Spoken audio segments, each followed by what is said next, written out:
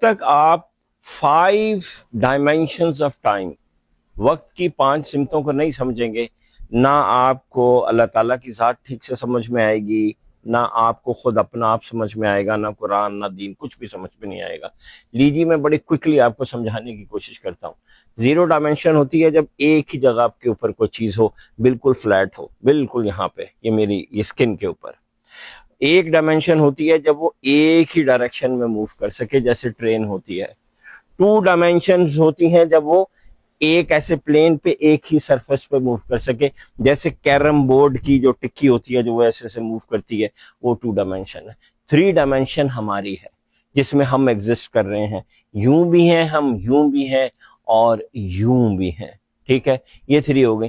4 dimension है time की, जिसमें आप किसी को टाइम से बाहर खड़े होकर ऑब्जर्व कर सकते हैं और देख सकते हैं कि वो कैसे बिहेव कर रहा है।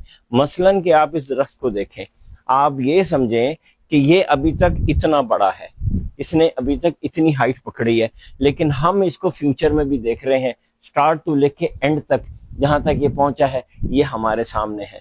यानी टाइम वाइज आप उस चीज को क्लियरली अपने सामने देखते हैं। ये 4 डायमेंशन होती है। 5th डायमेंशन होती है चॉइसेस की, प्रोबेबिलिटी की, कि जिसमें आप ये देखते हैं कि कोई चीज किस वक्त पे किस तरफ जा सकती थी और किस नई तरफ नहीं जा सकती थी। मसलन इन 2 पौधों का अब हम कंपेयर करने लगे हैं, ये टाइम के हिसाब से इसने डाइवर्जेंस की है। यहां से इसके पास चॉइस थी कि ये पौधा ऐसा सीधा बढ़ता, लेकिन इसने चूज किया कि ये यहाँ बढ़ेगा। फिर यहां से इसके पास फिर चॉइस थी कि ये यूं जाता, लेकिन इसने एक तरफ जा सकता था, लेकिन ये फिर 2 दफा गया।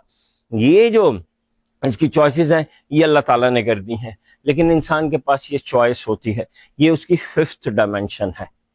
अब आपने ये सुन लिया, अब ये हमारी पूरी जिंदगी है। अगर आपने अपने आप को 4 डायमेंशन में देखना है तो अपने आप को टाइम में से निकाल के देखें। ये तसव्वुर करें कि दुनिया खत्म हो गई है और आप पीछे मुड़ के देख रहे हैं कि आपने दुनिया में क्या किया है।